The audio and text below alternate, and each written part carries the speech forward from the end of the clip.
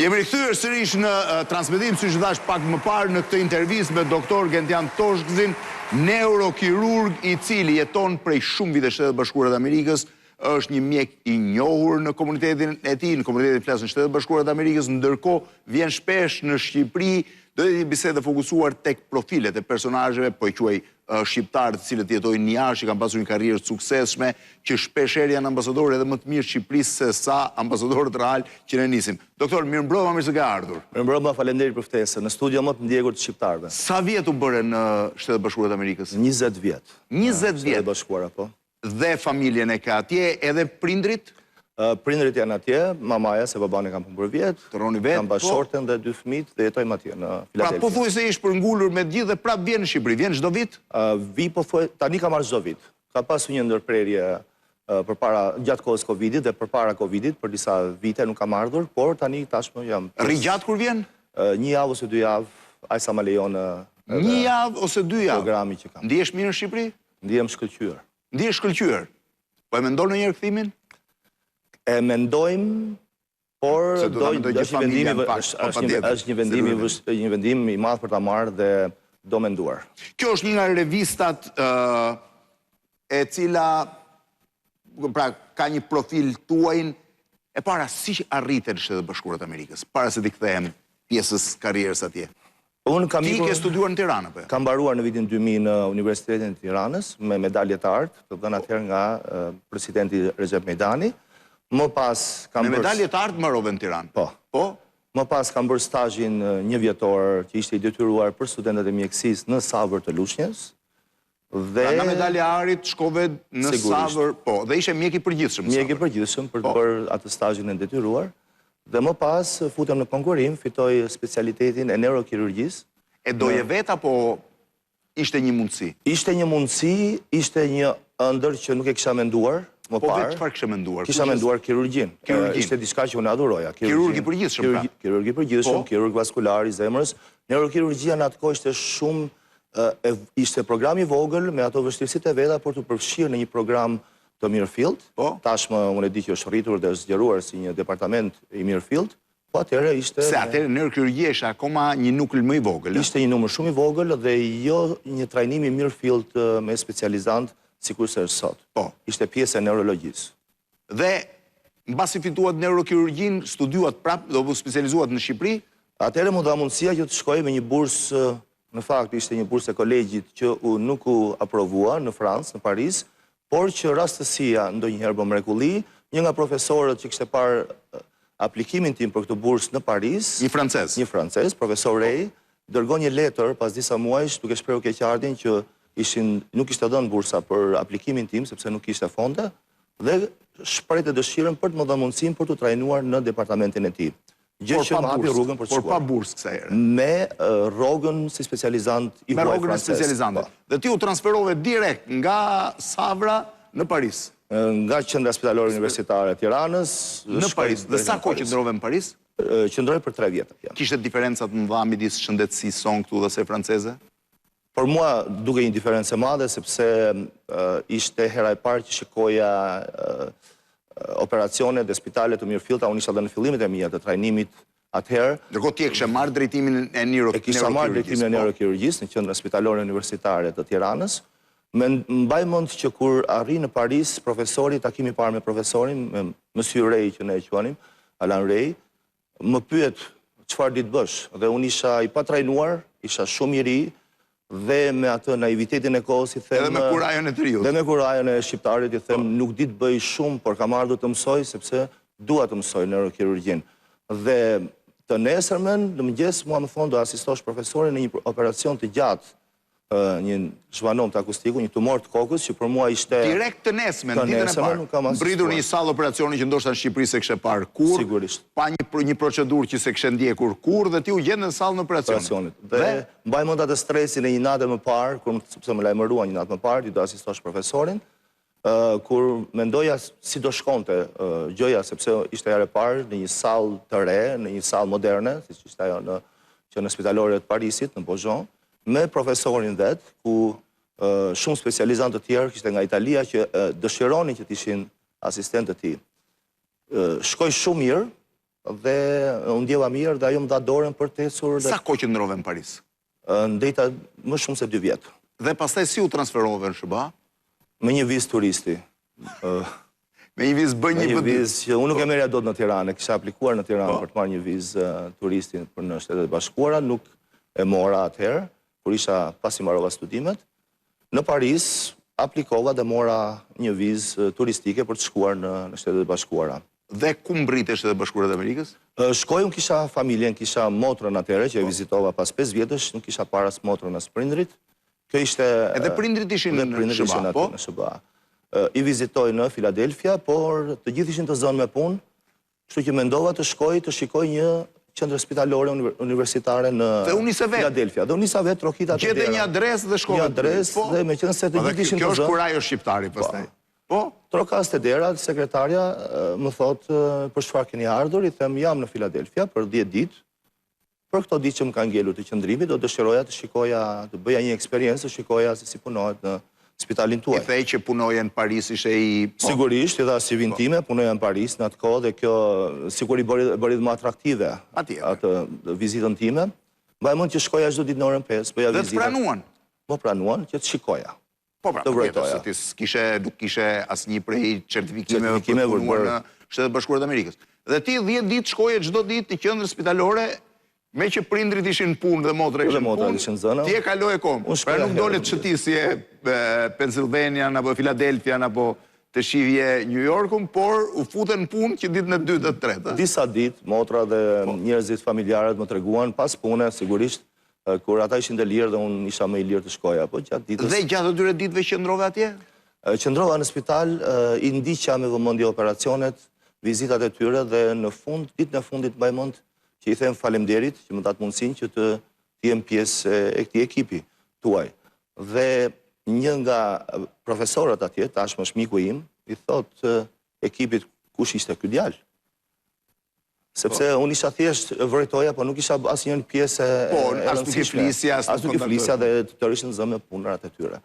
Dhe i thonë që është një mjek që vjen nga Parisi, që ka ardhur të shikojë. Kur më thot keep in touch, vërtet mbeta në kontakt me atë profesor dhe shkoj sërish kur vizitoj përsëri Amerikën. Kur u riktheva, por që nuk pata mundësinë ta takoja, sepse ishte i zënë në operacione. Dhe rastësia përsëri, unë duke marrë avionin të nesërme për të kthyer në Paris, ai kalon në gatein ku unë qëndroja. Në aeroport? Në aeroport. Nuk e takove do të spital gjithë ato ditë dhe i gjetën në gatein e aeroportit, po edhe? Dhe aty i them doktor Evans, ti je specializanti që kam po erdha dje të takoj, por sekretarja më tha që ishi i zonë. Më tha, le të jemi në kontakt. Dhe ndërkohë, fjala të jemi në kontakt, unë i kërkova që të vi të bëj një specializim të shkurtër, disa mujor, në qendrën tuaj për të mësuar më tej. Duke menduar që italianët shkonin, gjermanët shkonin në Amerikë, pse jo dhe unë si shqiptar të bëja një eksperiencë. Një parantezë, kishte diferenca mes mjekësisë franceze dhe amerikane? Kishte një diferencë të madhe. Kishte diferencë? Me thonë, unë pash një diferencë nga mjekësia franceze dhe shqiptare. Nuk është një mit ai që Shtetet e Bashkuara të Amerikës kanë mjekësinë më të avancuar thuajse të botës? Absolutisht, jo. Unë mbaj mend që ditët e para isha i matnitur nga mënyra se si operoi në Shtetet e Bashkuara të Amerikës. Edhe operacionit kishte dallim. Dhe operacionet dhe mënyra jo vetëm ndjekja e plotë shëndetësore, po dhe operacioni. Puna merri më seriozisht. Në Francë ne fillonim në orën 9 të mëngjesit operacionet, pas një kafe ole me ekipin. Në Shtetet e Bashkuara puna fillonte në 5:30 bëheshin vizitat dhe në 7 ne ishim në sallën operatore. Në 7 ishim në sallën operatore. Dhe mbaj mend që i shkruaja emaile, sepse në atë kohë komunikoni me email, shokëve të mi në Francë, ku i thosha, ju se keni idenë se si punohet këtu dhe me çfarë intensiteti, por dhe çfarë investimesh këta kanë.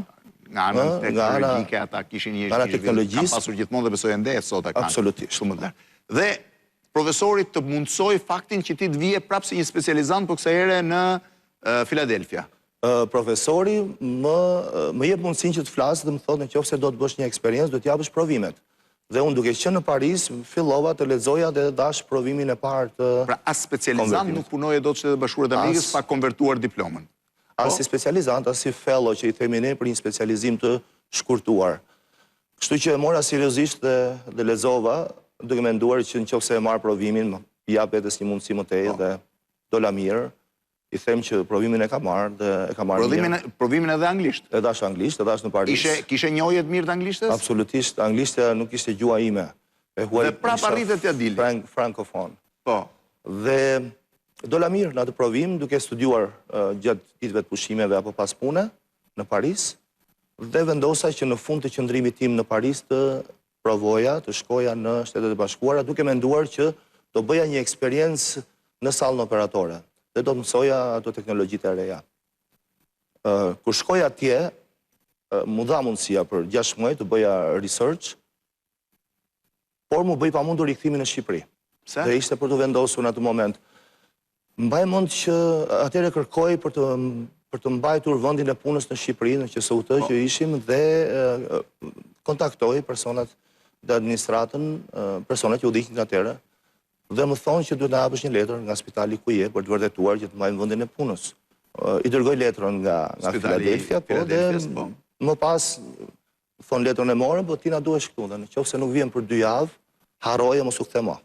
Do humësh vendin e punës? Do humësh vendin e punës, ti ne nuk në fakt ke më kemi vend. humbur kaq shumë mjek, sa të zësh një vend pune, po edhe pastaj? Atë natë ka qenë një vendim i vështirë, sepse mbaj mend me baban e kam diskutuar, ishte atje dhe më thotë ti duhet kthesh, sepse vendi jot është atje, ti ke investuar shkollë gjatë, ke bërë specializime në Paris, çdo bësh në Amerikë. Me një vizë turistike. E mendova gjatë dhe si i ri që isha me thash edhe sikur mos punoj më mjek në Amerikë, unë ndoshta do ta provoj sepse do më vite keq që ta lija një eksperiencë sa po kishte nisur dhe isha i prekur me atë sedrën e të riut që nuk më ishte dhënë të paktën një mundësi dere hapur që nëse rri 6 muaj dhe vendin e ke të hapur në Shqipëri. Kështu që ajo sedër më bëri të rria. Mbyllja kësaj dere të motivoj më shumë që ti të gjeje dhe të stabilizohesh në Shtetet Bashkuara të Amerikës. Absolutisht, nuk isha morur tjetër. Sa kohë tu desh Gentian që të hyen sallën operacionit dhe të merrje sigurinë që ke sot? Unë jam futur në sallën operatore si asistent, si një fellow, specializant i huaj, në 2008, do më thënë nga 2005 deri në 2008. 3 vjet? 3 vjet. Do më thënë ti nuk hyen sallë operatore sepse duhet bëje specializimin e plot? Jo, nuk isha as mundësin për të hyrë, më pas u bë specializimi, sepse neurokirurgjia ishte një degë goxha e kërkuar, ishte goxha kompetitive, që unë nuk e dija në fillimet kur shkova në Amerikë. Ishte kaq i vështirë. Ishte kaq i vështirë. Ishte mjaft të kërkuar nga vetë student amerikanë që ishin në shkollave nga më të mirat. Dhe unë gjeta një mundësi që të shkoja të punoja në një nga spitalin e Bostonit, Universitetin e Bostonit, si mjek specializant. Mbaj mend ditën e parë që ka marrë pagerin dhe janë futur në sallën operatore, unë fluturoja, kisha një gëzim të paparë. Sa operacione ke kryer deri tani? Kam humbur numrin e tyre, por mendoj që unë kam vetëm këtë punë kam bërë që në 2002 që nga Parisi, kështu që besoj që mund të jenë mbi 10.000 operacione. 10.000 operacione? Nga më të thjeshtë deri tek ata më të sofistikuarit. Kush ka qenë më i sofistikuar? Sa kohë ka mbajtur në sallë? Ka qenë 12 orë. 12 orë, pa ndalim. Pa ndalim.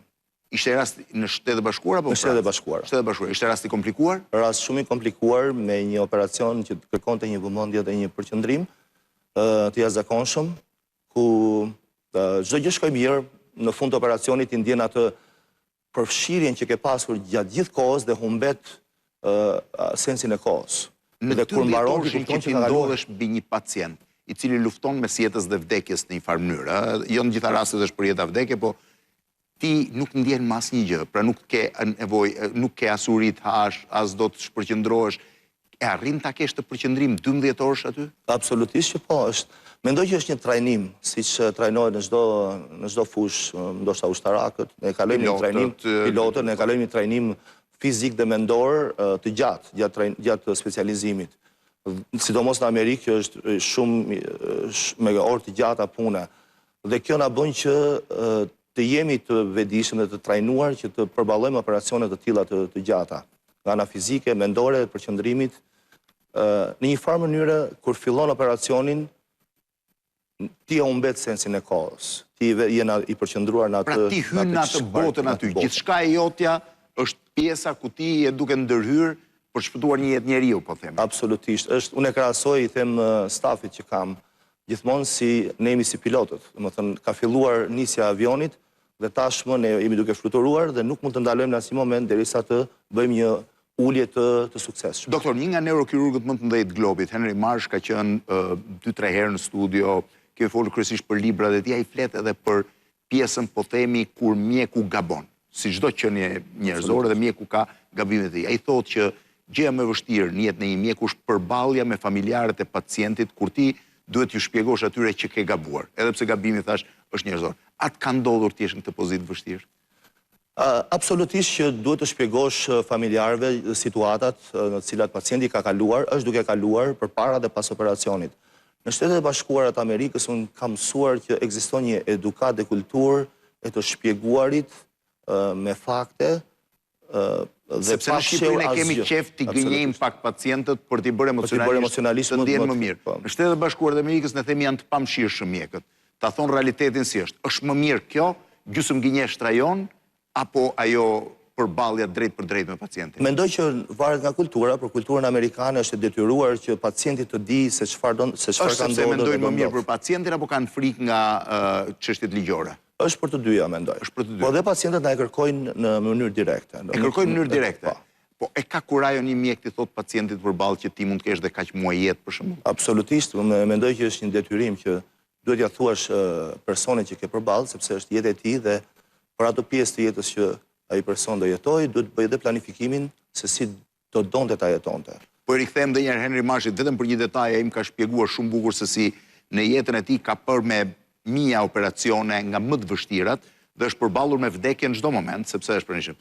Ndërsa kur u diagnostikova me kancerin prostata, u ktheva edhe më fëmijë se sa pacientët më problematik që unë kisha pasur në jetën time. Edhe pse unë përballjen me vdekjen e kisha pasur në disa dekada të jetës time, kur ajo u ofrua tek unë befas u fillova. Ka pasur pacient që të kanë reaguar keq ose që janë munduar të kapen me thojmë mbas shpresës?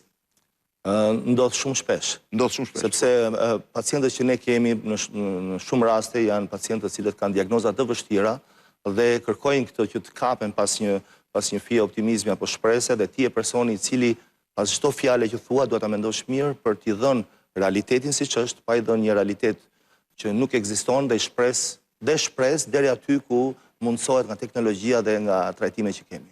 Ju jeni shpallur një nga neurokirurgët ndër më të mirë të Shtetet Bashkuara të Amerikës. Çfarë pozicioni mbani aktualisht? Unë jam drejtori i departamentit të neurokirurgjisë në Meritus Health, qendër spitalore të Meritus në Maryland. E cila është një qendër spitalore universitare. Universitare. Ndërkohë, keni më shumë se 20 vjet, rreth 23 vjet, pavarësisht 3 viteve në Shtetet Bashkuara të Amerikës që hynin në sallën e operacionit, keni operuar në Francë, keni operuar në Shtetet Bashkuara, jam i sigurt në Shqipëri keni operuar. Apo dhe në Shqipëri? Që kur kam ikur, jo, s'kam operuar. S'ke operuar. Po kur ishe në Shqipëri, ke marrë pjesë? Po sigurisht, ke marrë pjesë në operacione. Dhe jeta e mjekut është një nga më të vështirat. Kur e sheh tani me perspektivën nga Shqipëria, Franca, në Shqipërisë po e fusë dhe Shtetet Bashkuara të Amerikës, kush është diferenca mes Shtetet Bashkuara të Amerikës dhe pjesës tjetër të botës së shëndetësi? Teknologjia, përgatitja mjekëve, cili është çelësi i suksesit amerikan? Mendoj që teknologjia është një forcë e madhe, është zhvilluar sepse ka një investim shumë të madh. Flitet për miliona dollar, biliona dollar që hidhen në shëndetësi dhe është një problem dhe një diskutim i madh në Shtetet e Bashkuara, ku vetëm investohet në fushën e shëndetësisë. Mendoj që kjo bën një dallim të madh të mjekësisë amerikane me atë evropiane dhe të Shqipërisë. Për sa i përket trajnimit, sigurisht unë jam trajnuar në Shqipëri, Francë dhe Amerikë, e di dhe diferencën që ekziston trajnimi, sidomos në fushën e kirurgjisë, të neurokirurgjisë, po dhe në fusha tjera, është shumë i disiplinuar, është një trajnim ushtarak, do thosha.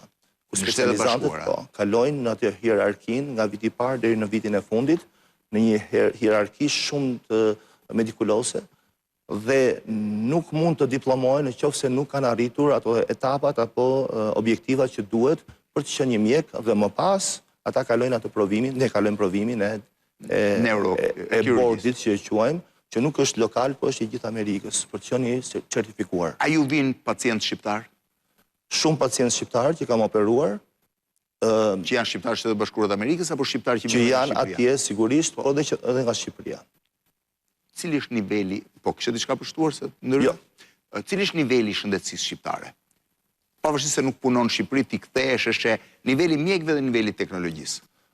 Mendoj që mjekët shqiptarë kanë të gjitha mundësitë, kanë informacionin e dur, bota tashmë është bërë shumë, ka një akses. Trajnimin, po, sot aksesi është më i lehtë. Goxhat mirë dhe unë shoh që mjekët kanë informacionin e dur për gjithë protokollet që përdoren sot në botë. Por mendoj që sistemi shëndetësor në Shqipëri nuk është reformuar aq sa duhet për të arritur në standardet e një sistemi shëndetësor amerikan apo Amerikan do jetë i vështirë, kam përshtypjen, po të paktën të jetë nivelet e fqinjve më të afërt që kemi. Pra nuk po them tani Maqedonia, Kosova, se mbase në atë nivel jemi, po themi Greqia, apo vende... Italia, Franca... Franca pasaj është nivel besoj tjetër bashkë me Italinë, se janë vende themeluese të Bashkimit Evropian dhe kanë pas një tjetër... Kur vjen Shqipëri, me se merresh?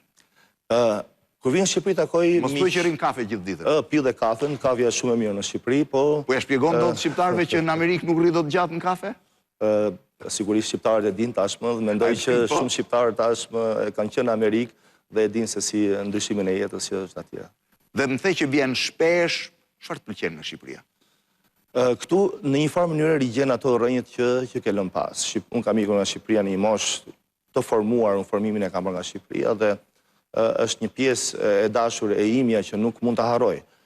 Ky që quhet në një farë mënyrë thirrja e të parëve, kushtrimit të parëve, jo kuptimin vetëm të njerëzve, po edhe të rrënjve për nga vjen. A shtohet me kalimin e moshës? Shtohet. Mendoj që Shqipëria, për ne që kemi ikur, ne jemi të ndarë në dy pjesë. Është pjesa e vendit ku ne jetojmë, me streset dhe problemet e jetës që ka, edhe e përditshme, por ndodh ky fenomen, të gjithë s'flas për veten time, po për gjithë emigrantët. Ndodh fenomeni që problemet e jetës përditshme dhe stresi që dhe ngarkesave që ke, në një farë mënyrë ti i zbut duke menduar për atë jetën e kaluar që ke pasur në vendin tënd, në Shqipëri. Pra në këtë rast që kemi ne brezi parë që kemi ikur. Pasurit i një vendi, ajo dera e mbyllur e jote apo mos u kthyer më, është një farë mënyrë dhe një lehtësim emocional sa herë përballesh me vështirësi. Është një rrezë drite për ato momentet e errëta në cilat ti po kalon në atë vend. Po fëmijët vinë në Shqipëri? Vinë. E pëlqejnë? E pëlqejnë. Djali i madh e pëlqen, është një vend tha që unë do doja të jetoja në Tiranë. Djali i vogël akoma nuk është ambientuar, ai kërkon internetin, kërkon ato reatirat. Dhe pyetja e fundit, nëse një ditë do vendosje të ktheheshe, do ktheheshe si mjek apo do ktheheshe thjesht për të jetuar? Nëse do vendosje të ktheheshe. Për të dyja. Nëse do kthehesha, do kthehesha në Shqipëri? Është një pyetje e vështirë, do desha të kisha më shumë informacion se si punohet, po, sepse ti ke ikur shumë herë. Si janë pacientët, po. Kur kam ikur unë ka ndryshuar shumë, që nga momenti që kam ikur unë deri më sot ka ndryshuar shumë dhe mjekësia ka ndryshuar, po Shqipëria vetë ka ndryshuar, doktor? Më falni, cila? Shqipëria vetë ka ndryshuar? Mendoj që ka ndryshuar. Shqipëria ka bërë një ndryshim goxhat madh, e shohim ne që vim nga jashtë. Ky është ndryshimi vizual, pra ti e sheh edhe padyshim që ka ndryshuar. Po mendësia e shoqërisë ka ndryshuar? Absolutisht ka ndryshuar. Unë shoh një Shqipëri të hapur, një mundësi goxhat të përparuar. Ne që vim nga jashtë e shikojmë, sepse ne kemi atë mendjen tek Shqipëria që kemi lënë viteve para 20 viteve dhe ajo mundësi nuk ekziston më dhe këtu ndeshet përplasje kulturash, do të thosha, në vendin tënd. Sepse ti pret që vendi jot jetë ai që ke lënë, por nuk është më. Ndërkohë vendi ka evoluar siç ka evoluar dhe ti në emigracion, as ti nuk je në momentet e para. Doktor, të falenderoj shumë që ishe sot në studio. Isha me doktor Gentian Torzin, neurokirurg në Universitetin e Pennsylvanias, profesor i asociuar, i cili ka një histori shumë të gjashme me historinë e emigracionit shqiptar të fund viteve 90, fillim viteve 2000 dhe i takon asaj kategorie shqiptarë, cilët me vështirësi, me përkushtim, me shumë punë dhe me shumë përpjekje ja kanë arritur t'ja dalin. Është një histori e jashtëzakonshme suksesi që ne vazhdimisht e kemi sjellë në emisionin Opinion. Natën e mirë dhe mirupafshim. Faleminderit edhe një herë. Ju faleminderit.